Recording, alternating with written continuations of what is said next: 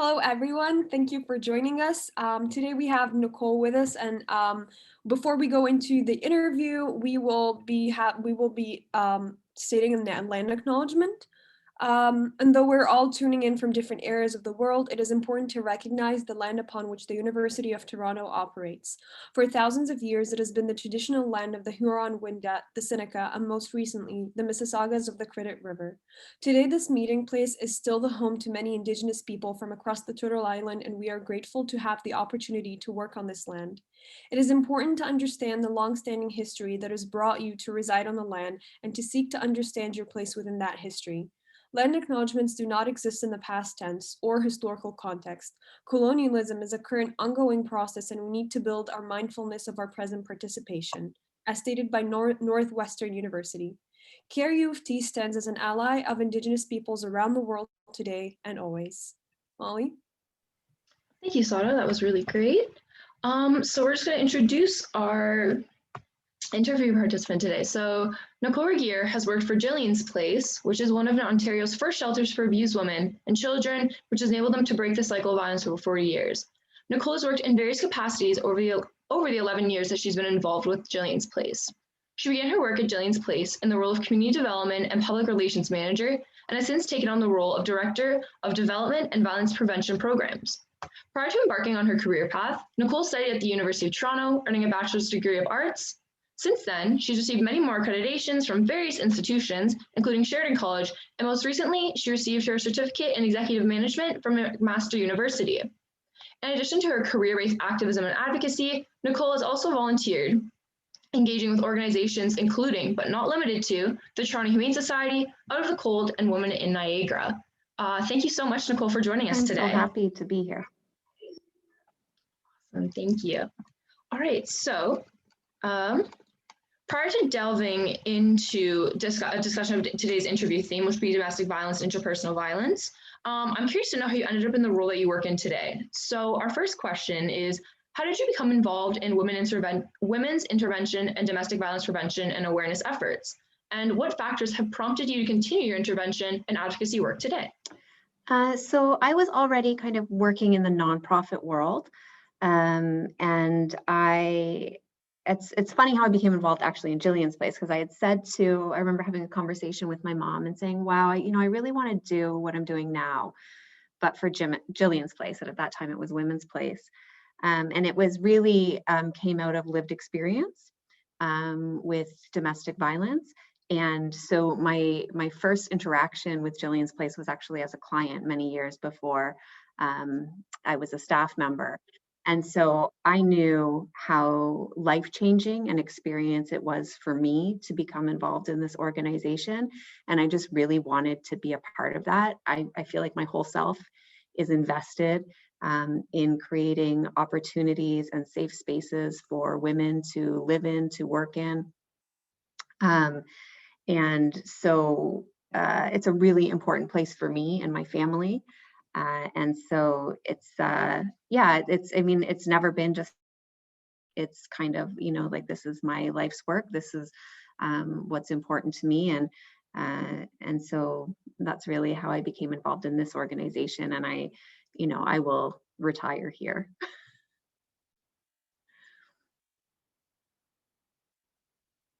Out of all the experiences that you've had, we wanted to ask you, what are some common misconceptions or questions that people have about domestic abuse? Like, for example, what constitutes abuse and why does it happen, and etc. So one of the most common questions I get if I'm out in the community and I'm doing a presentation or training is, why doesn't she just leave? And so, it seems like a really simple concept to people. If you're being abused, you walk out the door and you leave, but it's not that easy. There are so many barriers that women who are experiencing abuse face, and not the least of which is when they actually do make the move to leave that abusive relationship, it is the most dangerous time for them. It increases the chance of lethality exponentially. And women are often, continually subjected after they've left the relationship to ongoing abuse, harassment, stalking, legal issues. And so it's not just as simple as walking out the door and they're you know, in addition to safety concerns, you know, women are worried about losing their children. They're worried about losing their home. So, okay, I'm going to leave, but where am I going to go? You know, maybe I don't have a job because I was never permitted to have one. Maybe I have no driver's license or no assets in my name. I don't even have a bank account. And I'm told that because of all of these things, because I have no income, because, you know, I have no plans for housing, that my children will be taken away from me. And so, you know, there's a lot of fear around living an abusive relationship, and it's not just as easy as walking out the door. So that's probably the biggest misconception. And it's a question that women are continually asked. I know that, you know, even I'm sure you've heard of FKA Twigs and her recent abuse allegations against Shia LaBeouf. And in, you know, a primetime interview, she was asked by another woman, why didn't you just leave? And that's such a problematic question in and of itself.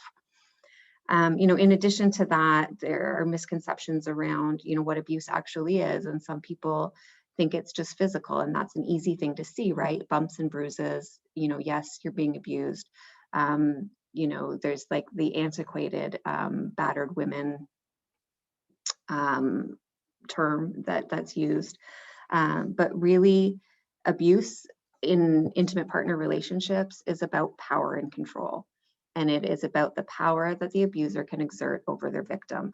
And that, you know, there's a whole, you know, power and control wheel. And so it's all about the power. And then the, like, physical abuse, that's a tactic to gain power and control.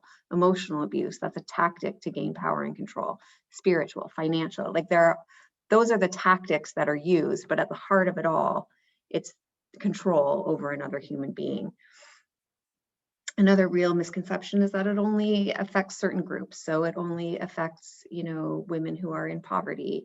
It only, you know, affects women in racialized communities, and that's just not true. Abuse does not discriminate. Though there are communities who are affected more and in different ways. And, you know, that's what we refer to as that intersectionality. Anybody can be affected by this. It doesn't matter where you live. It doesn't matter how much money you have. It doesn't matter the color of your skin, your gender orientation, like none of that matters. And you know, another common myth is that it only happens in heterosexual relationships, and that's just not true either. That children aren't affected. And when the fact of the matter is, whether the children are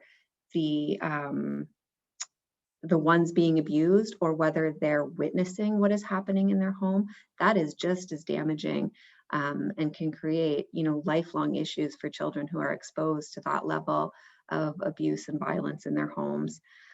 So, you know, I could go on and on and on and on, but there are so many misconceptions around intimate partner violence and domestic violence, and people really, I think the lack of understanding comes from still this feeling that it's a private matter, that happens between, you know, two spouses behind closed doors. And that's just not the case, because, you know, it affects, the effects are far reaching.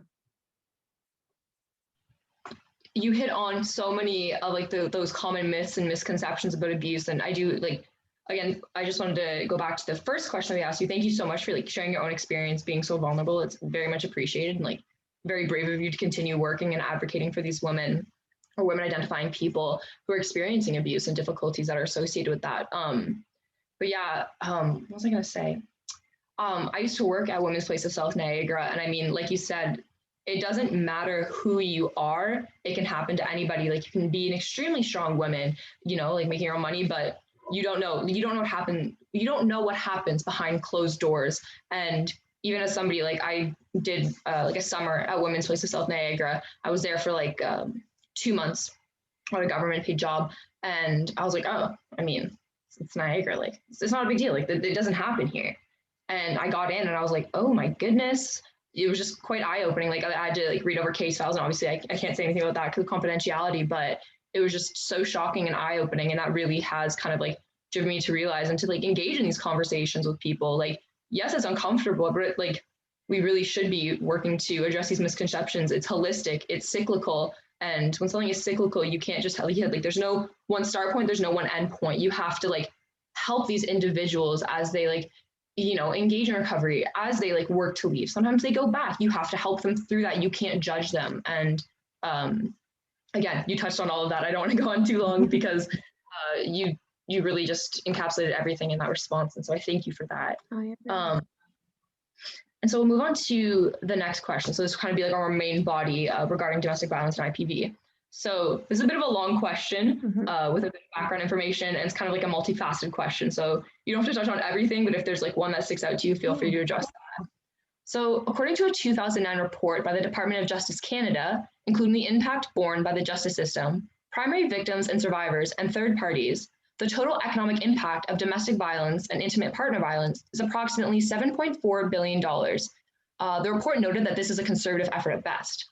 More concerning is the fact that 80.7% of these costs are borne by primary victims and survivors. So 5.5 billion of the 6 billion in costs that are borne by primary victims and survivors are considered intangible costs, which include the loss of life or pain and suffering by the victim, as well as the loss of affection experienced by the family. And so my questions are, do you believe that the government needs to act more fiercely in order to eliminate gender-based violence, increase funding to shelters and services, including Jillian's Place? Do you believe that because the majority of costs related to domestic violence are fronted by primary victims and survivors, that they hold a lesser responsibility in addressing the issue of domestic violence in Canada? Yeah, so I probably a lot to say about that, but I'll try and keep it brief. And so I think the issue that we face with government is that they're thinking in 4-year increments, right? And so, they're worried about their term and what's going to happen. And when you put funding towards something like domestic violence prevention or funding for VAW shelters or, they're not going to see the benefit of that. Like if you're working on prevention efforts, and this is something that say, the federal government provides, I'm just going to say like $4 billion worth of funding towards, they're not going to see the benefit of that in their 4-year term, right? And so that becomes very difficult in lobbying efforts to the government for increased funding because, they're thinking about the here and now. That said, I'm really pleased to be able to tell you today that the federal government has put into effect a national action plan to end gender-based violence, which is due out at the end of March. And advocacy groups like ours have been extensively consulted through this process, and it was based on a blueprint for Canada's National Action Plan on Violence Against Women and Girls that was put out by the Canadian Network of Women's Shelters and Transition Houses. And there's so many action items in that blueprint. And I wish I had more to tell you about that today because the National Action Plan has not been released yet. It's going to be coming out at the end of the month. But we can talk a little bit more, some of your other questions about what's included in that. Yeah, I mean, it's something that the governments need to work on together, right? And so most advocacy efforts or prevention efforts are at a very community level, and I think that that's where they need to stay, but in partnership and in coordination with municipalities, with provincial governments, and with federal governments. And that's what's happening now. We've been put in the spotlight like we never have before, and people are paying attention. And so I'm really, really interested to see, what comes out. And, perhaps we can meet again to talk about that, the National Action Plan, once it's actually released.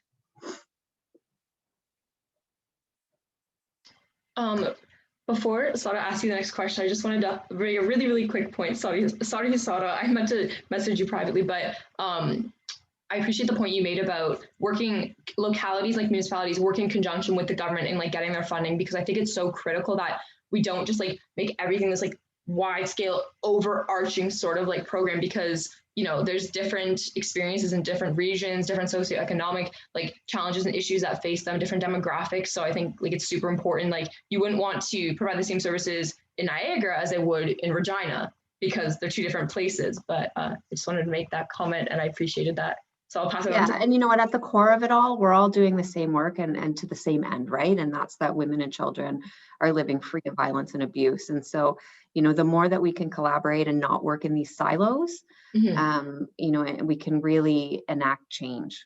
For sure. Thank you. So we also wanted to ask, according to the SHIFT project based out of the University of Calgary, the Faculty of Social Work, research with adolescents has shown that experiences with violent and or aggressive behaviors in first romantic relationships is a strong predictor of future intimate partner violence. In your opinion, what steps can be taken by individuals, institutions, and governments to better recognize violent or abusive tendencies earlier in life so as to prevent violence and abuse later on? And then the second part to the question that you sort of answered in your previous question, has there been any steps taken thus far specifically by institutions and governments? So if you can expand more on that as well. Yeah, so here in Ontario, we're provincially funded. We're a provincially funded organization. Partially, we need to fundraise a great deal as well to keep our current programs running. But prevention is so important, and it really is the key to ending gender-based violence, yet we receive no funding for it. And so we do not have, here in Niagara anyways, a formal prevention and education plan for those groups that you're talking about, like those teen years, right? Where you're just learning about relationships and what is healthy and what is not. And so though we don't have a formal program for that, I do spend quite a bit of time working with kids at different stages. So that like grade 7, 8 base, where they're just kind of starting to think about dating. And then high school students and college students as well. But prevention work, it really does need to be community specific, but it also needs to be adequately funded and based on a gendered feminist intersectional analysis of violence.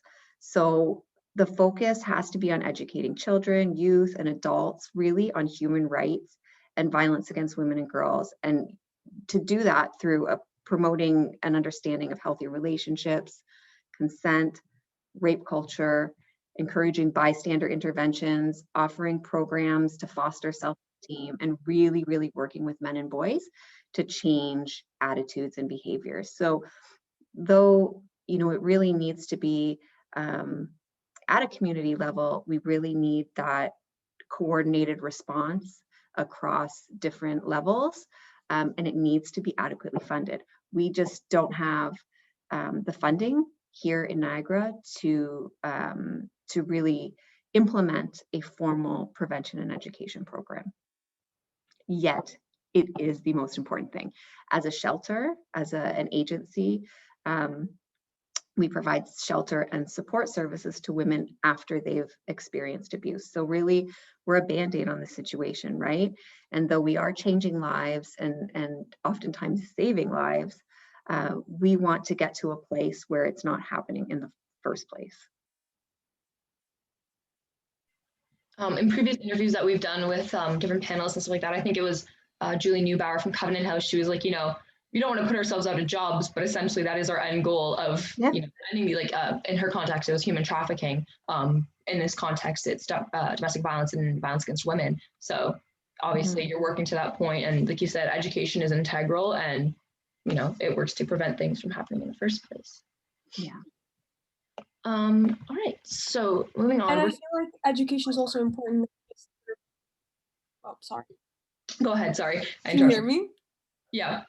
Yeah, I was just gonna add, like, I feel like education is not just important in terms of prevention, but also in terms of like understanding their rights and what to say. Because a lot of the times when they get out of those relationships, they get questions such as like, why didn't you leave? And so by education, they understand that they have the agency, they have the power to know, like, understand and like explain to other people their position as well without feeling like they're being cornered by other people or being like people are being aggressive towards them in any way. So I think education is important in so many aspects other than preventive as well. You're right. And, you know, just to add to your question about rights, you know, especially for immigrant women, they don't know what their rights are here in Canada. I was speaking to one of our shelter residents yesterday, who's an Indian woman, and she said, like, shelters are not a thing. Like, I didn't know that shelters even existed. I didn't know there was a place for me to go. And then she talked about her family too. And so, a lot of 50% of the women that come through our doors were referred by a family member or friend.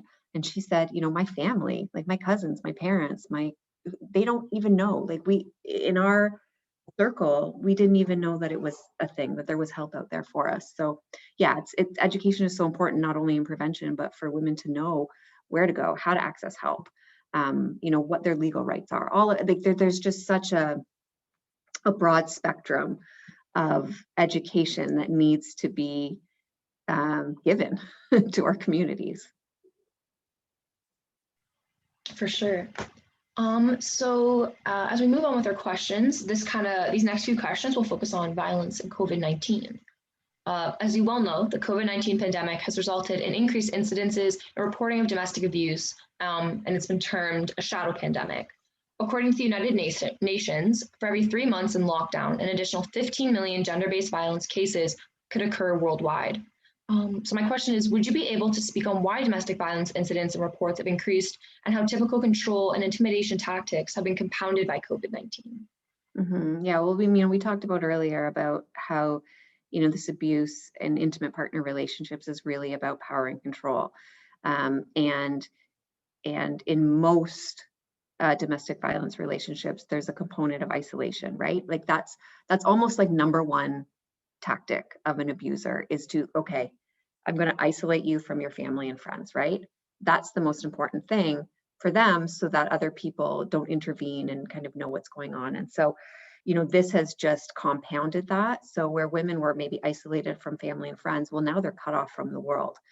And, places that would typically be referral sources for a shelter like ours aren't open, right? So places where abuse might typically be identified, like at a child's school, at work, perhaps at the doctor's office, like none of these appointments are happening.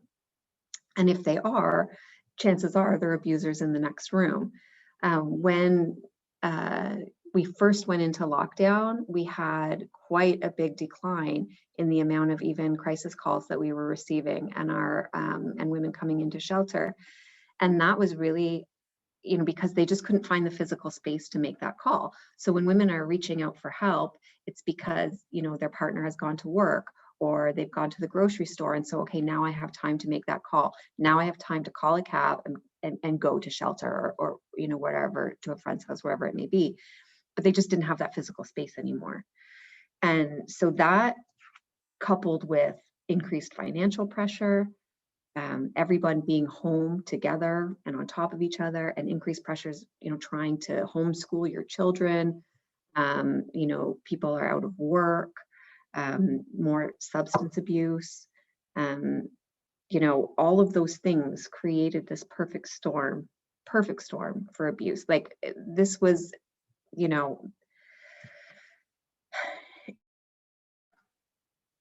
don't know the word I'm looking for, but it's really, yeah, it created just the perfect situation for an abuser.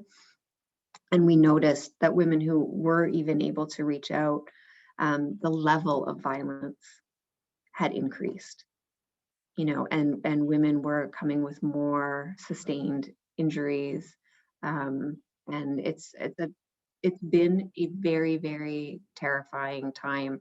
And I spent the Christmas holiday break just like with this knot in my stomach the whole time, knowing that, the holidays are already a high pressure time. And typically after the holidays, that's when we will typically see an influx in women reaching out for help or coming to shelter because of all of that pressure that happens over the holidays. So I thought, my goodness, all of that holiday pressure coupled with COVID pressures and the isolation, I was really, really terrified for women who are living in abusive situations. So yeah, I mean, it's the perfect storm.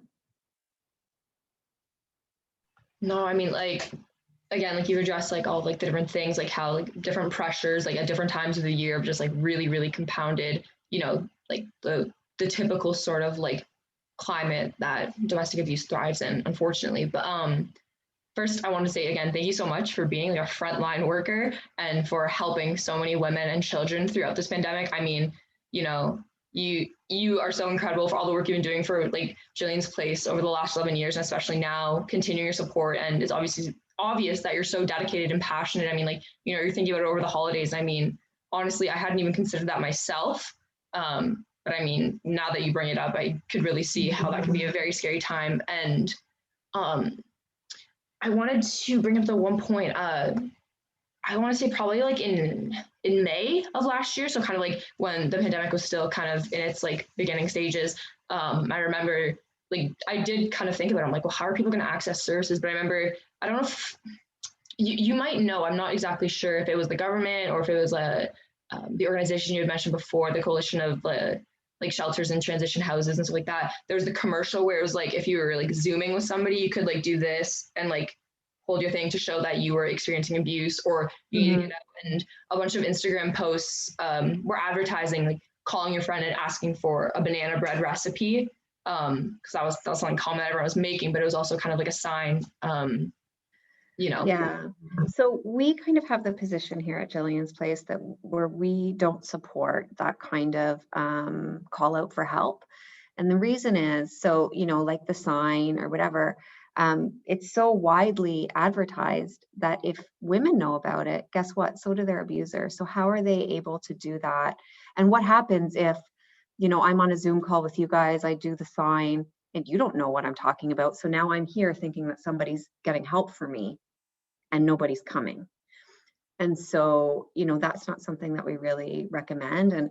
And safety for one woman looks very different from another. And it's important that women have their own personalized safety plan to keep them safe. It's different for everybody. And so, yeah, we try to discourage that kind of call out for help. If you're in danger, call the police. What we do encourage is people to check in on their family and friends, right? During this time, make the phone call, do a porch drop off, like check in, make sure that your family and friends are okay. But reaching out for help that way, it comes with a lot of risk. Yeah, thank you for making that point. Go ahead, Sada. Go ahead, it's okay. No, you were gonna say, you go ahead. Yeah, I was probably going to say the same thing. I honestly thank you for saying that because I never really thought about it in that way, to sort of like think of the complexity that comes with being in this situation. Such a simple thing that wouldn't even cross my mind for a second, but it's amazing that you guys are being so thoughtful about this and putting like everything into consideration. So thank you so much for what you do. So we also, our second question, my following question is, to address the financial issues that many Canadians were facing due to the pandemic, programs such as CERB and small business loans were created to temporarily help Canadians through these difficult times. So my question is, what do you think about the creation of a state-funded program that would provide financial assistance to women leaving abusive relationships and/or starting a violent? Sorry, you cut out there at the end, but I think a resounding yes, yes, yes, this needs to happen. So there, in the legal system, a lot of funding that was there to support lower income individuals, and a lot of funding that women in these situations used has been cut dramatically. So, there was a victims fund, it is still available, but it has been drastically cut. Legal aid, again, drastically cut. And the problem with legal aid is that you need to be so low income. Even if you're on, unemployment, or, if you make more than $20,000 a year, you don't qualify. So, and that doesn't mean that you can afford a lawyer. It just means you don't qualify for legal aid. And a lot of lawyers these days don't even accept legal aid certificates. So even if you do qualify for legal aid, finding someone to represent you that will take your legal aid certificate is difficult as well. So what we need is we need free legal aid. We need a comprehensive and consistent victim compensation program. And again, that national action plan that I spoke about earlier recognizes that and has given some recommendations in with respect to victim compensation.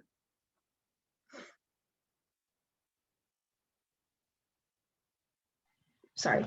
Yeah, those are some really interesting points that you bring up, and like hopefully, like you said, with this new like action plan that's coming out, hopefully there's kind of like a kickstart to get these things going. And I mean, when I was, again, I refer to my experience at Women's Place because that's kind of like my landmark. Yeah. With regards to like advocacy and activist work, combating domestic violence, there was like always like our legal representative, like she wasn't a lawyer, but she had, I think, paralegal training or just like a really extensive knowledge of Canadian law. And she was like always busy. Like I remember the one time I met with her for 10 minutes, she's like, I got to do this really, really quick because I've got this meeting. And like, she was telling me all these things. And it's like, sometimes like being at the courthouse, like they might have legal aid there. They might have counsel there. You never know. You might only, you go into court, you might have them, like they're busy. So they might not be doing your best to represent you. And it's like, you know, in the end of the day, who's benefiting and who's losing out, and you know, who is actually going to, I guess, benefit from this help. And unfortunately, like it's not these women who are requiring the help. It's like the government who's like getting the money and like different funding, and it's just very frustrating. And I mean, one of the other major barriers for a woman leaving an abusive situation is our very daunting and complex and confusing legal system. So we actually have a family law lawyer on staff. We are the only shelter in Ontario that does, and as far as we know, in all of Canada. And what's so important about that program is that, you know, she's actually able to provide legal advice. She doesn't represent clients in court, but then she also advocates through the criminal justice system as well to make sure that women are staying safe, to make sure that, you know, for example, you know, family court, I can't think of the word I'm looking for. That family court orders, family court don't contradict criminal court orders. So sometimes in a family court or, you know, criminal court order will say, you know, you have to maintain, you know, 50 meters distance or 100 meters distance. There are no contact orders. Yet then, you know, the next day they go to family court to work out custody issues, and the judge in the order says, you know, makes a custody arrangement where the woman needs to go and drop off at her abuser's home. So, you know, those sorts of things, she really makes sure she advocates to ensure a woman's safety through the legal process and make sure that they understand what their rights are. And you know, that they get everything that they're entitled to. For sure. I didn't know that you guys had a family law lawyer. That's really fantastic. Yeah. It's something that we, you know, and you want to talk busy. She sees, you know, 600 plus clients a year, and she does such amazing work. And in fact, you know, when I talked about my lived experience and my experience with Jillian's Place, it was really her, our lawyer, that helped me through what I needed, because that's what I needed at that time, right? I needed to know what my rights were with respect to my children, with respect to my property. And I didn't know any of that. And I didn't, you know, I was on maternity leave. I didn't have any money.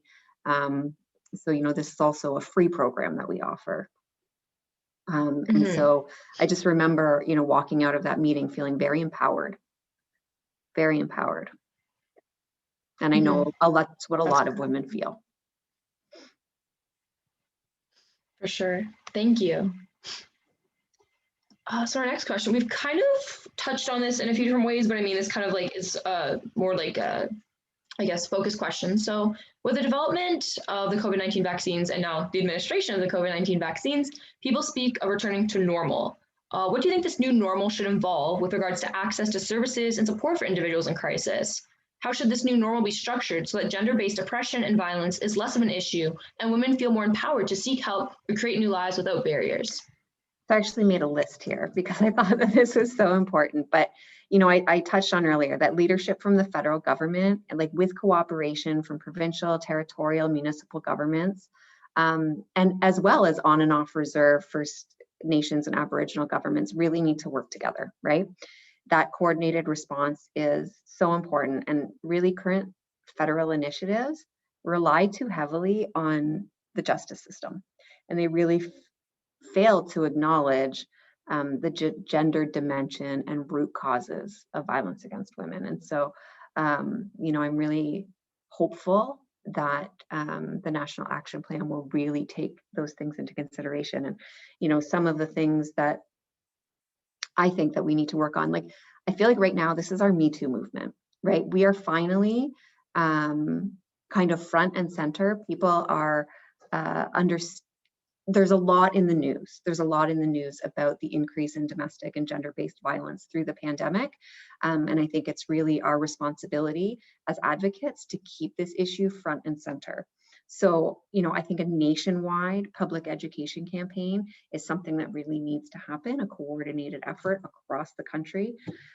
We need to really foster prevention initiatives that are led by women, but in partnership with men, right? So that we can educate men and boys on ways to acknowledge, challenge, and prevent violence. And I think that can include extensive work with perpetrators. You know, not everybody wants to be abusive. You know, a lot of men out there, you know, there's a cycle, right? There's cycles in family. It's learned behavior. Nobody is born violent and abusive. It's a learned behavior, and it's something that can be unlearned. The problem is right now there really aren't any programs out there for men and for abusive men to get any sort of counseling. And the ones that are available are typically court mandated. So you can't voluntarily enter these programs. And so the men who are there because they're forced to be there, not necessarily because they want to. And so, you know, we really need to be able to work with perpetrators to make some changes there.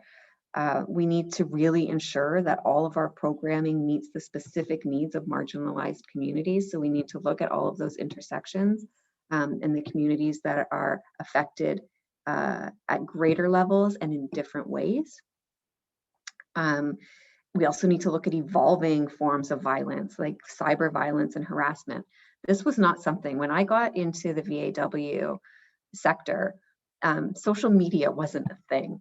And so it is so easy now for an abuser to continue abusing and harassing, even when they're not in the same, you know, in each other's presence, right? And it's specific, and in particular for, you know, teen dating relationships that are violent and abusive. You know, you need to be paying attention to these kids and what they're doing. So, you know, that's just a whole other ball game, and it's something that we're learning and something that's very new. You know, you have constant access now. So I think that, you know, we really need to ensure that any programming addresses all of these new, you know, new ways of harassing and abusing other people. We need a health sector response. So I was in a training. Time has gotten away from me. I feel like it was a year ago, but it had to have been longer than that now. And the presenter was from the States, and she said they have protocols in their hospitals to screen and address for domestic violence or for violence when women come into the hospital. And you know, a very large percentage of women who are abused, women who are victims of domestic homicide, have been to the hospital on multiple occasions. So it's really important that we have a coordinated health sector response, because this is where abuse can really be recognized and responded to appropriately. Also, like cross-sector coordination of information for safety planning. So we do that here in Niagara, I think, really well. When there is what is deemed to be a high-risk case, and so that's, you know, high risk of lethality. All of the organizations, all of the VAW organizations in the area get together and they talk about these cases. So, you know, ensuring that everybody has the same information so that women are able to be kept as safe as possible. You know, the establishment of family justice centers that allow for the safe exchange of children.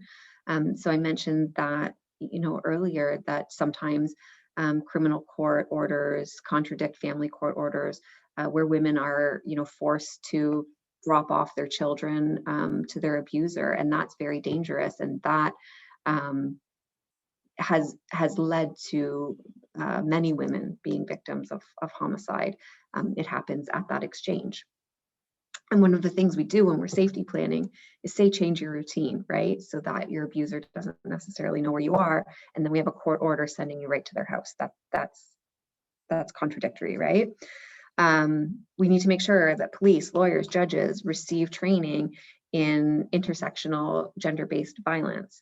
That's something that we do here too. Our lawyer does training with like police foundation students. She does training with our Niagara Regional Police System. We have a great response here. We have a domestic violence unit here in Niagara that does wonderful work. But we need to make sure everybody's getting the same training, because sometimes it comes down to which judge you get, you know, or so that's really important. We need to raise social assistance rates so that we're providing women or people with adequate income to move beyond poverty and be able to start their lives over independently. And we need to ensure immigration policy doesn't result in sponsored immigrants having to remain in abusive relationships. So, I mean, that's just like kind of the tip of the iceberg, but those are some of the things that I think need to be part of this national action plan, so that we can form a real coordinated response across our country. Just before we go on to the next question, I just have I'm interested to know, out of your experience, so I know there's not a specific reason that would lead someone to be trapped in a in a violent relationship, but would you say that sort of the financial dependence of one partner of the victim on the abuser contributes or is one major factor to maintaining this relationship? Because a lot of the times I Yeah. see you mention that that she's not able to leave because she doesn't know where she's going to live, or she doesn't know what she's going to do. So is it actually financial dependence or having a supportive network around that victim that would sort of help more? So is it financial dependence, or is it a supportive network, or sort of a mixture of the two? Which one is more has a higher weight, I guess?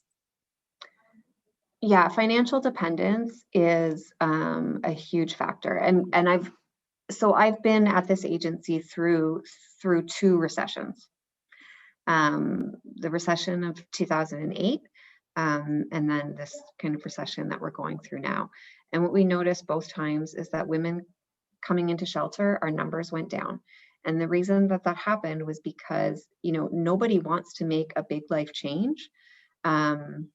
You know, especially somebody who's unemployed and financially dependent on their partner during a recession or during a time when jobs are scarce. And so, yeah, financial dependence is a huge reason why women will stay in a relationship. We are in a housing crisis. The wait list for a single woman, one bedroom apartment here in Niagara is 11 years for subsidized housing. I mean, it's a scary time because, yeah, you can come to shelter, but this is temporary crisis housing. This is not long-term. And so for us, we're really looking at unique ways that we can provide safe and affordable housing for women, because that's, you know, yeah, women need financial independence. Without that, how can they rebuild? So yeah, I would say, definitely financial dependence holds a lot of weight in keeping a woman in an abusive relationship. I'm glad that Sada touched on that because I was gonna ask about that as well. But yeah, for sure, financial dependencies, like financial abuse, is a very, very common, I guess, like an understudied or not well known form of abuse. Yeah. But the point I wanted to make, and I really appreciate, like, I grew up in a home and like my parents still do work in the healthcare system, so I've been surrounded by like all that sort of talk and discourse my whole life. But you said like in Canada there's not necessarily like a screening process or anything like that to prevent or to highlight or I guess note potentially domestic violence situations. And I mean, my mind instantly went to like the landmark battered women's case, RV Lavalley. Everyone was like, oh, like she had like killed her husband, but it was like, but no one mentioned that she'd been hospitalized multiple times. Trigger warning for anybody watching this interview, that she'd been hospitalized multiple times prior. And that did come up in the legal proceedings. But I mean, like you said, like it's so important because, it's like, again, it's still, COVID has brought it more into the public, I guess, public discourse and the public sphere. But I mean, like before, like people weren't realizing this. And like, there's not a lot of places that you can go or not a lot of places that women experiencing violence feel safe to like talk about these things. And I feel like in a hospital where they're going, they've had the courage, they've had a safe way to get there. They're in the hospital, and like this is like a really critical place where women and like and children or other like individuals experiencing abuse can reach out for that help. And sometimes that's the only place, like if they're not able to get to a place like Jillian's place or to call the police department. I think it's super important, and I appreciate you bringing that up. And different health systems have different protocols in place with respect to identifying domestic violence. So I don't want to say that hospitals or general practitioners or the healthcare system isn't recognizing and responding to this issue. That's not it. But there's no overarching policy and protocol in place for our health system across the nation. And that's what we need to have. Thank you so much for responding to all those questions. It's so much information. Thank you so much. It has been so informative. The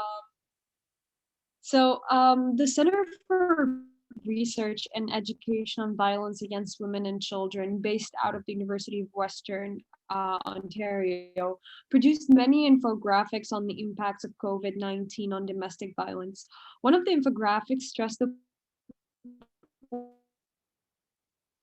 point that safety is not a one-size-fits-all, meaning that safety measures that work for one, not going out to the store may be a tactic, to the grocery store to meet up with the support may be the only way that they are able to disclose their circumstances. As a women's intervention advocate, what tactics have you employed to help women in crisis to create safety or escape plans, especially in the context of the pandemic? Yeah, so it's, like I said earlier, it's so important that each woman has an individualized safety plan for their situation. So every woman who calls our crisis line, every woman that comes through our door, every woman that comes in for a legal appointment, an outreach appointment, everybody has a safety plan, and that is the number one thing. And when we're doing safety plans, we're talking about, if a woman is still living with her abuser, we talk about what to do in a violent situation. So ways to mitigate the physical abuse, ways to keep yourself safe, like, don't go in the bathroom, would be one of those things. We look at escape plans. So, right now you're still, in your relationship, you're figuring things out. But if it comes down to it and you need to leave quickly, how are you going to do that? And so, maybe it's having a bag of important personal items at a friend's house that you can go and get. Maybe it's, talking to a friend and saying, look, if I need you, I'm going to call you and you're going to come and get me. We look at ways to keep yourself safe if you've left your partner. So like I said, that's a really dangerous time for women after they've left. Their abuser feels sometimes like, maybe I have nothing left to lose. So we talk about, changing your routine. If you currently drive a certain way to work, drive a different way to work. If you're living in the home, that you lived in with your abuser, move your furniture around, change the locks, make sure the people around you know what's happening, right? Tell your employer, tell the people that you work with, so that if they see, your abuser sitting across the street, they know and they can call the police. So, but again, it's so individualized. And it's important to note too that we do safety planning not only with adults, but with children as well, right? So what happens if dad comes to pick you up from school? Or, what happens if you're waiting at the bus stop and dad says, come on, we're going to drive you to school, when, mom has sole custody and, dad's maybe not allowed to see the kids right now. So it's hard. We talk also about, internet safety, a tactic a lot of abusers use now. They change email passwords, or they, hack into their Facebook accounts, or whatever the case may be. So we look at all of those things, but on a very individualized basis, and that safety plan can change multiple times. As circumstances change, we're always updating those safety plans too. Yeah. So, I would suggest if somebody, needs a safety plan or needs to talk about, their safety and how to keep themselves safe, they reach out to their local, violence against women shelter, or call the assaulted women's helpline. Don't do it alone. There's experts out there that can help, that are very experienced, and will maybe look at things from a different angle than you might. You might think that you've thought of everything, but it's always good to have another perspective, an expert perspective. Thank you so much for that. I feel like touching upon the idea of having an individualized plan is very important, not just because the context of which the violence has occurred is different, but also because the culture of the person is different. Because you talked a lot about immigrants and their experiences with domestic violence. So, like, having an individualized plan for people from different ethnicities is important, because their views of domestic violence and how they should respond to domestic violence are very different from other people as well. So I think it's very important, and it's very empathetic taking this individualized approach to helping people through their journey. Yeah. So thank you for that. Yeah. All right. So we'll move on to our second last category of questions. So this is kind of going to deal with holistic support. And again, like, you've gone over lots of different ways that, like, you as an individual, and then Jillian's place as like a center provides support. But I guess, again, just another focus question, if you can hone in on different things. So Bronfenbrenner's ecological systems theory posits that complex problems cannot be solved by focusing solely on the individual level.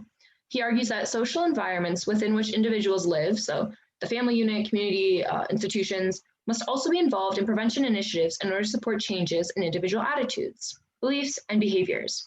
How do you think Bronfenbrenner's theory applies to integrating domestic violence prevention and awareness programs into mainstream discourse? How have you, in conjunction with Jillian's place individually, worked to affect change in discourse in order to raise awareness about domestic violence and create a more prevention-based, elimination-oriented mindset? Yeah, so there's so many intersections that contribute to the cycle of violence and to an individual's experiences with or view on gender-based violence. The unfortunate thing is that, for very young children, the most important influence in their lives are their parents or their caregivers. And so if that's what they're growing up seeing, this is what they're learning. Then as they move into the teen years, the most important influencers become their peers, right? And so we need to, we talk about this public education and how important it is to educate young people. People need to unlearn, but we need to do that. Like I said, there's so many intersections in your life. There's, what happens in your school life, what happens in your home life, what happens in your career, whether you belong to an equity-seeking community, how you experience all of these things and your view on these things. There are so many different facets. And so, we really need to be educating different groups, but the way that we look at individuality, we need to look at prevention efforts in the same way. So what I, may teach to a group of, male students You know, we can go one further. What I might teach to a group of white male students may be very different than a group of, you know, racialized young girls, and or, you know, a group of, you know, people from the LGBTQ community. So our prevention efforts need to be as unique as the individuals and their experiences through life. So that's, and it's, one organization can't do that. You know, it needs, again, like I keep talking about this coordinated response, but it's so important. And it's still, I think I've lost the question here. I think I've gotten a little bit off topic, but it's still such a private issue. And so, you know, prevention efforts and education and, you know, looking at changing, you know, the discourse and raising education about domestic violence. We need a campaign to make it as unacceptable as drinking and driving. So, and that's a weird analogy, right? But when you look back, like early 80s, drinking and driving wasn't a thing. It was something that people did. It wasn't, you know, people would make jokes about it. Like, this is really hilarious. Oh, I had a little bit too much to drink last night and I drove into a telephone pole, ha, ha, ha. But that is not acceptable anymore. And the reason that that's not acceptable was because of a coordinated prevention education program on the harm that drinking and driving does, right? Like, people were talking about drinking and driving. Yeah, if I drink and drive and I get in my car and I slam into a telephone pole, I'm hurting nobody but myself, physically. But what happens when, you know, you don't hit the telephone pole and you hit the car with the mom and 3 kids in it, right? So there are there's far-reaching effects related to making that choice to drink and then get in your car and drive. And there's the same far-reaching impact. You know, it's not a private issue. It may happen between, you know, 2 partners behind closed doors, but the effect of that is so far-reaching, and we need to address that and make people understand that, you know,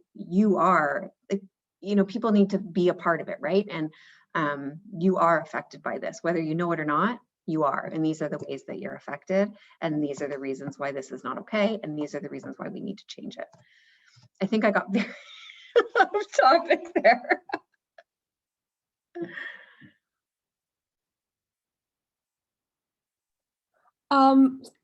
Molly, did you want to say something?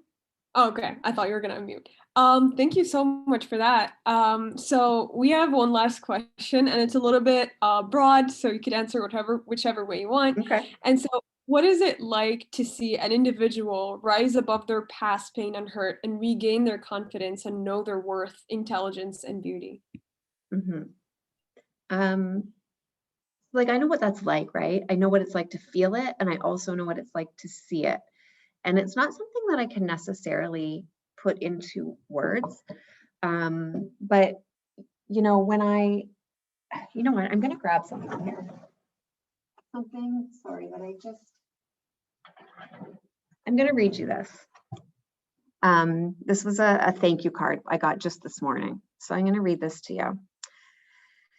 Thank you for providing myself and my sons with not only a safe place to stay, but everything else we might need to begin to pick up the pieces of our lives. Thank you for recognizing and anticipating our needs, encouraging us to take whatever we needed, and to ask for anything that might help our comfort level while we stayed there. Thank you for the space to feel without the pressure to talk, the ability to talk when I needed to, and the time you have invested in listening to me. Your guidance has been impeccable and wisdom profound. For the first time, I was really seen and met where I was. Your patience and encouragement has changed not only my life, but views of myself and self-worth. With your services, I don't dare to even think what might have happened to us, without your services. Your support has enabled me to stay focused on the reality of my situation and be brave enough to take the steps necessary to secure the beginning of a safe life for myself and my boys. I've never truly known safety until I landed here, and will be eternally grateful for everything you have all done for us. I will forever remember our stay here with fondness. I was afraid of what coming to a shelter meant, but you have offered us true shelter. To be sheltered or in a shelter means to be covered and protected, to be safe until danger has passed. We are far from true happiness, but are safe and protected and will continue to be. So, and that's the kind of thanks and appreciation that we get from women all the time. And it's just simply like safety is a fundamental right. Imagine having that taken away from you and then getting it back and regaining that. The feeling that I have from seeing women go on to rebuild their lives, kids who come back as adults after staying here and remembering this place so fondly as a place that their moms felt safe, as a place that they felt safe. It's not something that I can put into words, but it's so profound. And I think it's what keeps us all here and doing the work, because we know it's changing lives, it's saving lives. That I was holding back tears there. I don't know if people could tell, but that, I mean, just like you said, like the one thing that so many things stood out to me, but if I had to focus on one particular thing, like safety is a fundamental right. And like you said, like to have that taken away and then like given back to you and to know like at a place like Jillian's place, like you're going to be supported 100%. Like you're not going to be judged. You're not like, I think the one thing that I really, the one that I noticed particularly in that letter was that you encouraged us to take what we needed. And I think sometimes like there's just like a reticence, or I guess like a sort of a person kind of withholds themselves from like, you know, taking or doing things because like they're afraid. And again, that stems from other traumas, but like I cannot and will never be able to express how incredible places like Jillian's Place and other violence against women shelters are, and the impact of their work and how long lasting it is. Like you said, like children come back and like they're like, you know, this is my safe place. Like this is where I, you know, you can never like value how much getting back like your sense of safety, your sense of self is worth. And just again, no words, no amount of time I could like spend talking about this will ever encapsulate how grateful I am and how grateful so many people are for the services that you provide and the work that you do. Like you guys are heroes. Oh, thank you. Thank you for saying that. We just want to thank you so much for being here today, for being so informative and for being so vulnerable with us. And you have no idea the amount of stuff that I have learned today, and being so empathetic towards victims of violence and doing the work you do. So thank you so much for doing it. And thank you so much for being here. We were It was such a pleasure to talk to both of you, and I thank you for the questions and for giving me the space to talk about this really important issue. Thank you. I just wanted to note for our listeners and viewers and stuff like that, if you go to our Instagram at CareUFT, there is a link. There's different articles we talking about the shadow pandemic and a list of resources. So if you require help, if you know someone who needs help, you can check these out. Again, Jillian's Place, if you're in the Niagara region or in and around those areas, they also have like services. I don't know the extent to which you provide services, or like if there's like a geographic region that you specifically, I guess. Yeah, I mean, we serve St. Catharines and North Niagara. That said, though, you know, if you're from outside of the region and we have the space for you in our shelter, I mean, you are welcome here. You know, and our crisis line, our crisis support line is open 24/7. And it's important to note that that's not just for women who require support, but for friends and family members who are looking for advice on how to help a loved one. Thank you for sharing that. I wasn't aware that you provide that service, but again, to those people who are watching, listening, who will share this with other people, this is really important information. Sada, did you want to add anything else? Or Nicole, did you want to add anything else? No, again, just, thanks for the opportunity to talk about this. And, violence breeds in silence. And so the more that we can talk about it, the further ahead we are. For sure. Awesome. Thank you so much. Enjoy the rest of your afternoon, and thank you everybody for listening and viewing. Take care. Bye.